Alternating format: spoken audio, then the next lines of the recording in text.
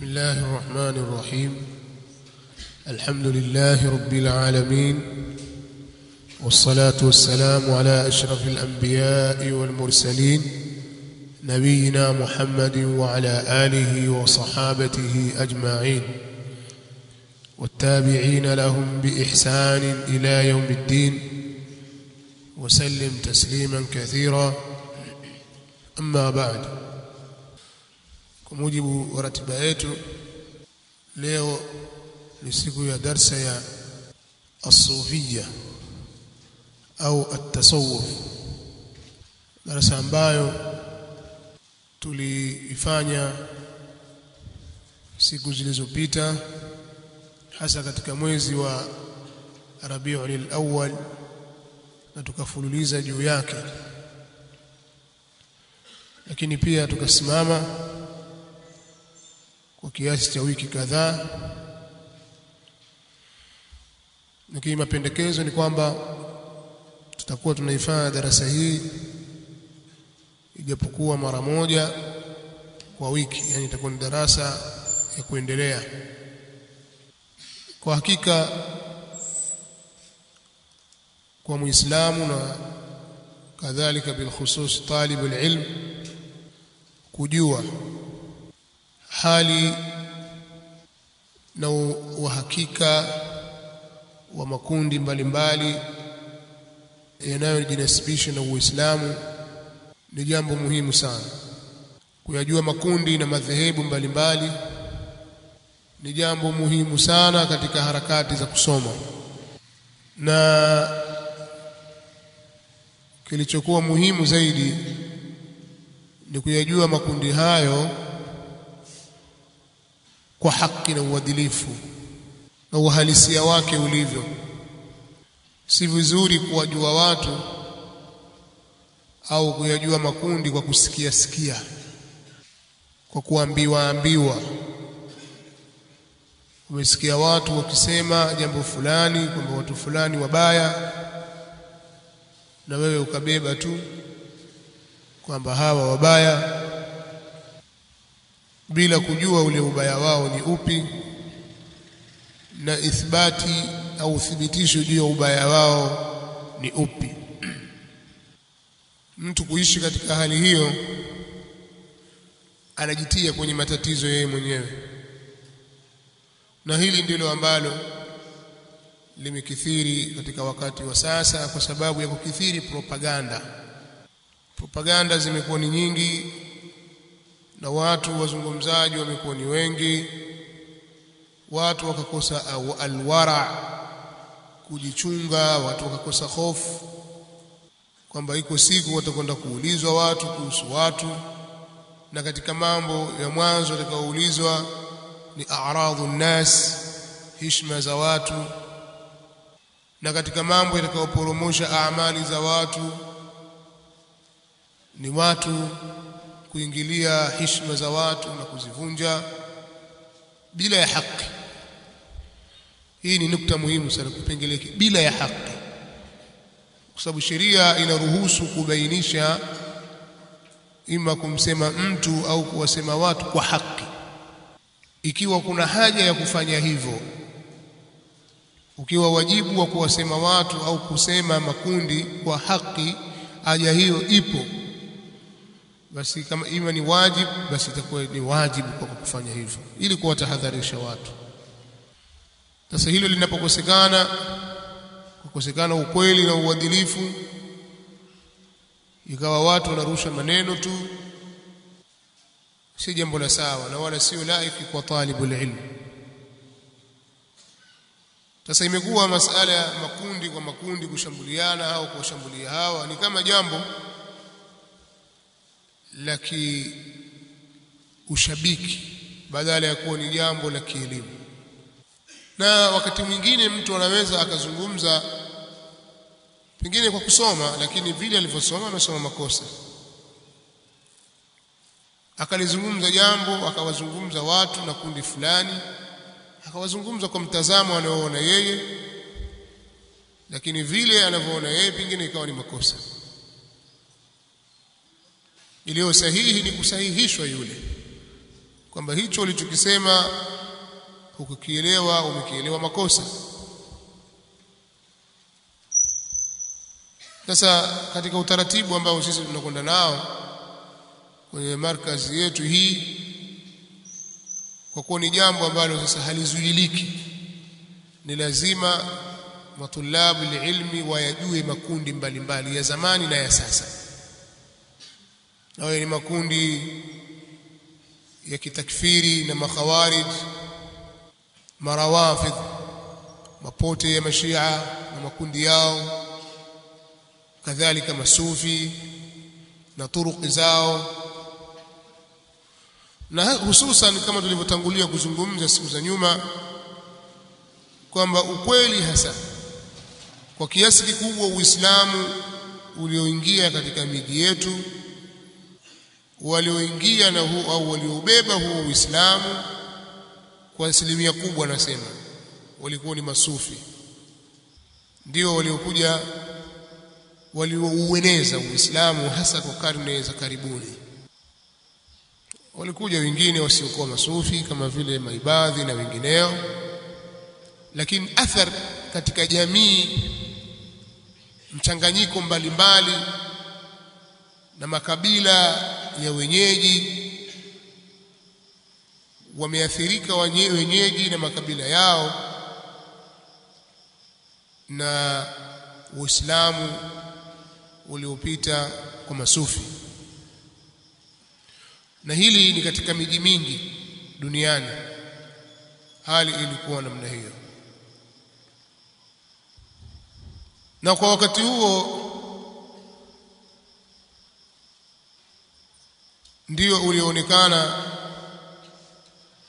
usufi ndio kitu sahihi na ndio njia pekee, ndio njia sahihi ya Uislamu na ndio Uislamu sahihi. Lakini pia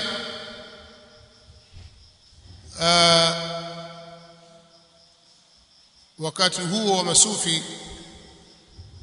wakiwa wao kwa wao tu,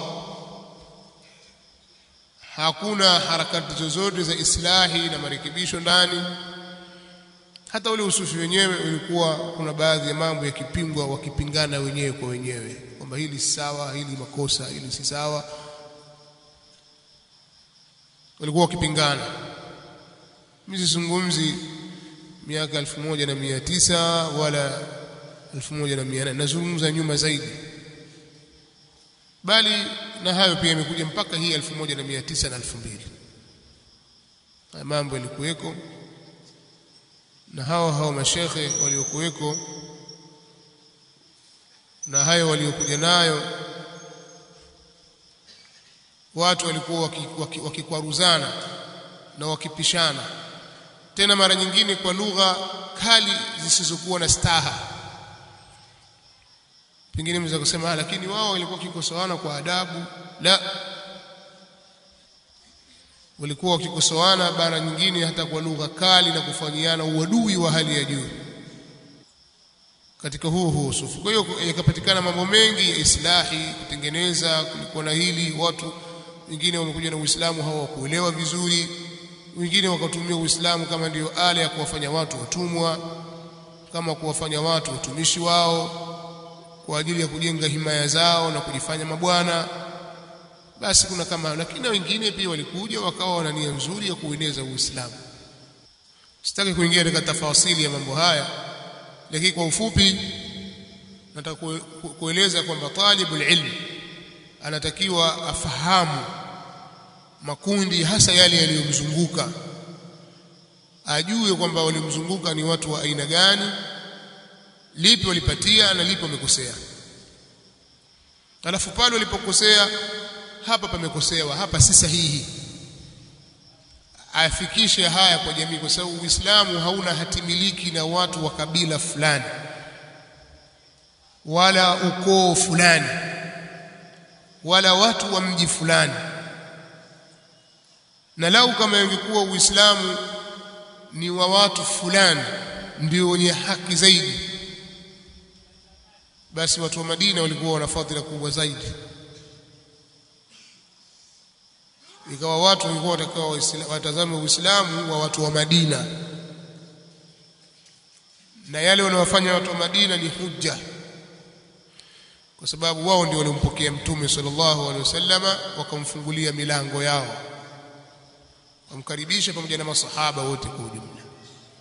Tusilie mbali sehemu nyingine Waislamu walikimbilia kwenda huku wala huku, wakatumwa kwenda kule, lakini pale ndipo alipokimbilia nabiyuna Muhammad alayhi afdalus salati wa atammu taslim, na akapokewa na kundi katika masahaba zake al-afadhil, wakamkirimu Mtume sallallahu alayhi wasallam kwa kiwango cha juu pamoja na masahaba zake, na Mtume sallallahu alayhi wasallam akaishi hapo mpaka akafia hapo na akazikwa hapo,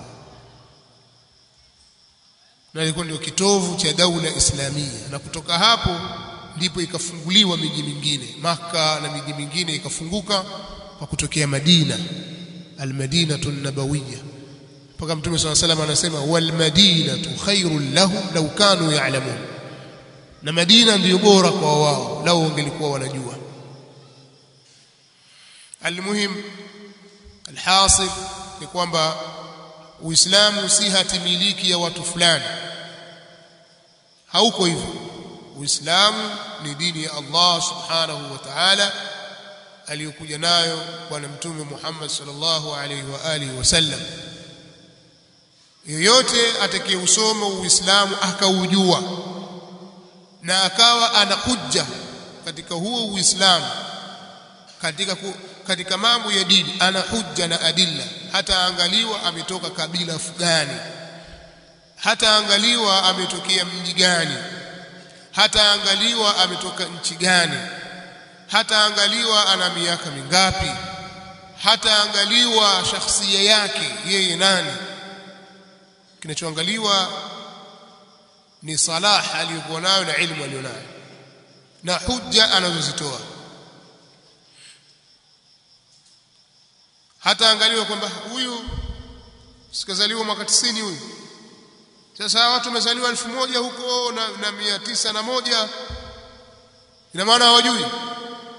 La, watu dini haiendi namna hiyo. Lau kama ingekuwa dini inakuwa inakwenda namna hiyo, basi wote walikuja 1901, 1802, 1700 na ngapi, wasingekuwa na kauli ya kusema.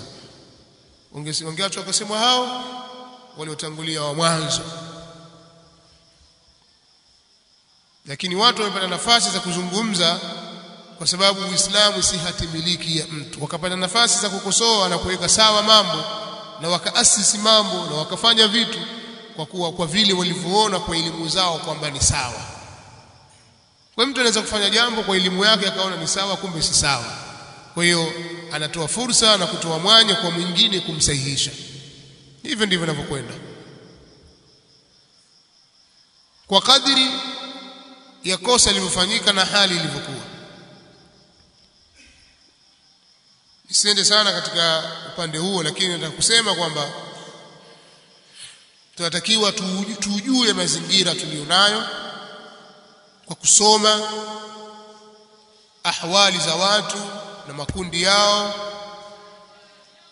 tuyajue hayo makundi kwa elimu, na ikibidi kupitia vitabu vyao, yapi wanaoyasema, je yanalingana sawa ni sawa kwa mujibu wa kitabu cha Allah na sunna za Mtume sallallahu alaihi wasallama. Kama si sawa, basi hili kosa na hili ni kosa, na tutavumbua makosa hayo kwa kuangalia kitabu cha Allah subhanahu wa ta'ala na sunna sahihi za Mtume sallallahu alaihi wasallama, na zile qawaid, misingi walioiweka maulama kutoka kwenye kitabu na sunna.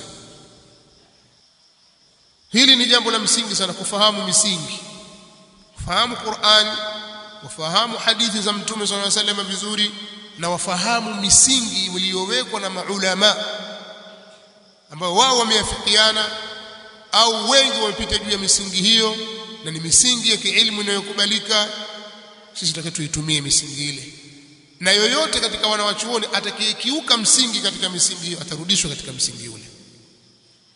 Maana wakati mwingine maulama walivyo mtu azakawa na elimu kweli kweli, anajua misingi kweli kweli, lakini katika baadhi ya milango, katika baadhi ya furuu na mingineyo tutamwona ameteleza, amekhalifu hata ule msingi aliouweka. Tutamrudisha katika msingi ule. Kwa mfano, inawezekana ikawa mtu ni alim min ulama almuslimin, ana fadla kubwa kabisa, juhudi kubwa, Allah amemfungulia akamwekea baraka katika elimu yake, akamwekea kabul, ikawa maneno mengi anayozungumza yamesimama katika usawa, ana miwafiq sawab, amewafikishwa katika sunna. Inawezekana hilo, na hayo yako. Lakini ukamwona katika jambo fulani wanawachuoni hawakumkubali katika hili, kwenye masala haya, hapana, amekosea. Kwa mfano, wanawachuoni wameafikiana juu ya kwamba hadithi dhaifu, yani nikisema hadithi dhaifu, kwa sababu kuna mwingine anakuambia angalia sasa kila kitu dhaifu, hadithi dhaifu, mpaka kwenye aya pia watakuja kusema aya dhaifu. Ukishamsikia mtu asema hivi, anazungumza maneno haya, ukishamsikia mtu asema maneno haya, basi ujue huyu amefilisika katika upande wa kielimu. Maana nazungumza hapa mimi stoi hadithi, nataja aya tu, kwa sababu nikitaja hadithi nitaambiwa hii dhaifu. Maana sasa hivi utafikia kusema hata aya pia ni dhaifu. Kuna watu wana lugha hizi, wewe usiwashangae.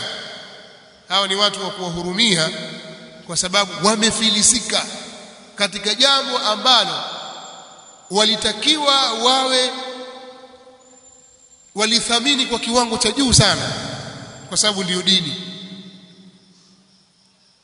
Nitatoa ufafanuzi katika nukta hii.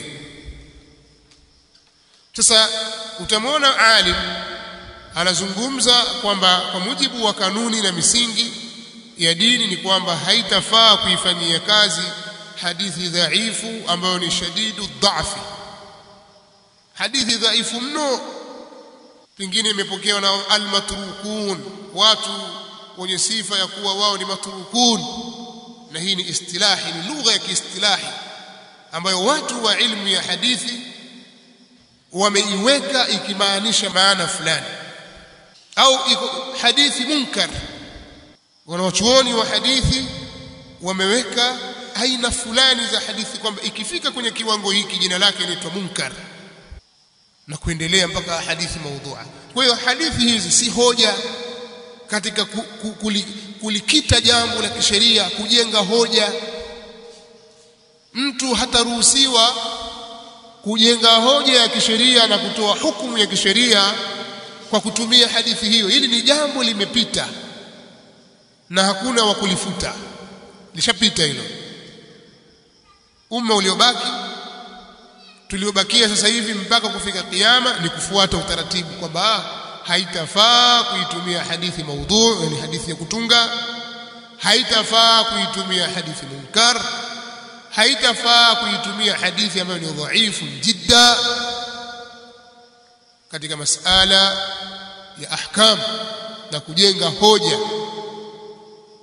Na hutaruhusiwa kusema qala rasulullah sallallahu alaihi wasallam, huruhusiwi, kwa sababu utaingia kwenye hadithi inayosema man haddatha anni hadithan yara annahu kadhib fahuwa ahadul kadhibain. Imekuja kwa riwaya hiyo fahuwa ahadul kadhibin, imekuja hivyo pia. Yoyote atakayepokea, atakayesimulia kutoka kwangu mimi hadithi na anaona kwamba hadithi hiyo ni uongo, basi yeye ni mmoja kati ya waongo wawili, yule aliyesimulia na yeye, au ni mmoja kati ya watu waongo. Kwa hiyo hutaruhusiwa kusema qala rasulullah sallallahu alaihi wasallam kadha mpaka ubainikiwe kwamba hiki unachokisema ni kitu kilichothibiti. Hiyo ni kwa itifaki ya ahlu sha'n, ya watu wa jambo hili. Na watu wa ilmu walillahi alhamdu hapo zamani walikuwa wakiheshimu takhassusati za watu. katika mambo ya dini. Tukisema takhasusati na kusudia takhasusati na kusudia zile fani walizobobea. Fulani amebobea katika fani fulani. Leo mathalan mwanasheria, mtu aliyebobea katika fani za sheria, kanuni za kilimwengu na kitawaghuti, akawa ni mwanasheria mzuri sana katika mambo ya ardhi, akawa mwanasheria mzuri sana katika mambo ya mikataba, mwanasheria mzuri katika mambo fulani na fulani. Kwa fani aliyokuwa nayo hawezi kumuingilia daktari katika fani yake. Na wale madaktari pia wana fununi zao, kwamba daktari aliyebobea katika kitu fulani hawezi kumuingilia daktari aliyebobea katika jambo fulani. Huyu amebobea katika masala ya ngozi tu, na yule amebobea katika mambo ya macho, pua na mdomo na sikio. Utahafudh walionayo ni kwamba yeye hawezi kulizungumzia jambo la huyu. Hivyo hivyo kwenye fani nyingine, wa kemia hawawezi kuingilia mambo ya wachumi na wengineo. Wanaheshimu takhasusati zao. Na zamani wakati dini na uhai na elimu zina uhai, haiwezekani mtu lughawi, mtu mtaalamu wa mambo ya kilugha. Tukisema lughawi ni mtu mtaalamu wa maneno ya Kiarabu, hawezi kuingilia kadhia ya watu wa fiqh. Faqih, mtaalamu aliyebobea katika mambo ya kisheria ya fiqh ya Kiislamu, hawezi kuwaingilia watu wa nahwu, nuhat. An-nahwi hawezi kuingilia habari za almuhaddithun. Hivyo hivyo kila watu na fani zao. Kwa hiyo kile ambacho wameafikiana watu wa lugha kwamba ni kadha, kina Khalil bin Ahmad al-Farahidi, wa kina Sibawaihi, kina al-Kisai, na wengineo, kina al-Akhfash al-Kabir wal-Awsat wal-Saghir, kina Ibn Jinni, kina Ibn Usfur na wengineo katika maulama. Wale wengine wanaheshimu, na wanapozungumza wakitaja maneno kwamba hili amelisema al-Imam Ibn Faris katika kitabu chake Mu'jam Maqayis al-Lugha, na ni kwa hujja. Kwa hiyo kama vile walivyowafikiana kwamba fa'il ni marfu' na maf'ulun bihi ni mansub, kadhalika wameyafikiana kwamba haifai kuitumia hadithi dhaifu katika masail ya ahkam, sikwambii katika masail ya itikad. Hilo wamefikiana watu wa hadithi na ulama wengineo. Wakakhtalifiana kuhusiana na masaili ya fadhail. Wengine sasa wakakhtalifiana katika masala ya mambo bora tu, kuhamasisha mambo ya khairi, wakaweka masharti baadhi yao. Wengine wakasema hapana, moja kwa moja maadamu ni dhaifu isitumike. Wengine wakasema hapana, kama ikiwa ni katika mambo ya kuhimiza khairi, basi hadithi hiyo isiwe ni dhaifu sana, ikiwa ni dhaifu jidda. Na kuna vipimo kwamba sasa hii iko dhaifu jidda. Kadhalika mtu asiseme kwa kukata moja kwa moja kwamba kasema Mtume sallallahu alaihi wasallama, asiseme hivyo. Kadhalika asiseme, lazima abainishe mwisho wake kwamba hadithi hii ni dhaifu. Jamani, nimetoa hadithi lakini hii ni dhaifu, kuthibiti kwake kuna matatizo, utaruhusiwa sasa hapo, na masharti mengine. Sasa hapo nilikuwa nataka kutoa mfano kwamba utaona wanawachuoni wameafikiana juu ya msingi huo, alafu utakuja kumwona mwanawachuoni mkubwa ataja hadithi ambayo ni dhaifu katika masala fulani, ameegemea katika kuyapitisha masala fulani kwamba masala haya yafaa ushahidi kadha kadha, ataja hadithi ambayo ni dhaifu, ana khalifu. Sasa kukhalifu huku kuna aina nyingi sana wanawachuoni wanaeleza. Moja katika aina hiyo, pingine ijtihadi yake amefanya upekuzi wa kielimu, akadhihirikiwa na baadhi ya mambo, hakudhihirikiwa na mambo mengine. Kuna baadhi ya vitu vimemdhihirikia na vingine vilijificha kwake, hakuviona, wengine wakaviona. Inawezekana hilo, au inawezekana kwamba Kwa sababu hiyo pia ikawezekana kwamba hakudhihirikiwa na dhaifu yake, ubinadamu ulimpitikia, ikawa ule udhaifu wake haukumdhihirikia. Pengine ametazama katika baadhi ya vitabu, mpokezi aliyo katika sanadi hiyo hakupata habari za kutosheleza za kufanya kwamba huyu mpokezi huyu haaminiki. Ana kitabu kimoja, viwili, vitatu au vingi, lakini hivyo alivyonavyo havijamzungumzia vya kutosha huyu. Kwa sababu hiyo akapitisha. Na sababu nyingine nyingi ambazo wanawachuoni huzitaja kama ni udhuru kwa wanawachuoni kukosea. Sasa huyu anayekosea katika hili hatutamtazama kwamba huyu ana miaka mingapi, ana wanafunzi wangapi, shekhe wake ni nani na nani, avaaje, ana kilemba kikubwa sana. Hatutatazama hilo, tutatazama kwamba amepata, amekosa. Basi kama amepatia, basi kweli amepatia, hadithi aliyotumia ni hujja. Na wala hutastahiki kusema kwamba kama hawa wamesema ni dhaifu na hawa wamesema nzima. Huo si utaratibu wa kielimu. Ni kuwatazama wale waliosema dhaifu wameegemea kwenye nini, na wale waliosema kwamba hii ni sahihi wameegemea kwenye nini. Tunatazama hujja na tunatumia misingi ya kwamba aljarhu muqaddamun ala at-ta'dil. Tena ikiwa jarh sasa ni mufassal ndio aula, lakini asli ndio hivyo, aljarh muqaddam ala at-ta'dil. Ikija tafsiri katika aljarh sasa ilikuwa ndio aula zaidi, kwamba aljarh itakuwa itatangulizwa pale. Kwa hiyo hizi si lugha za kielimu, na hutakuta kwenye kitabu chochote cha mambo ya elimu za hadithi na mambo ya takhrijati za hadithi utaona kwamba labda kuna mwana wa chuoni kasema hadithi hii sahihi au hadithi hii dhaifu, alafu mwingine kasema sahihi, alafu wanakuja mwana wa chuoni watatu wakasema ikiwa wamesema hawa dhaifu, hao wengine wamesema sahihi, kwa hiyo sisi tunakwenda huku. Ikawa sasa kuna ushabiki kwamba kama nyinyi mmeona dhaifu nendeni huku, na kama nyinyi mmeona sahihi nendeni huku. Katika elimu ya hadithi hilo halipo. Lifute kabisa, futa, usiliweke katika mbele za watu, utaonyesha mikdari yako ya kutokufahamu mambo. Nataka kusema kwamba kawaid wanawachuoni huziweka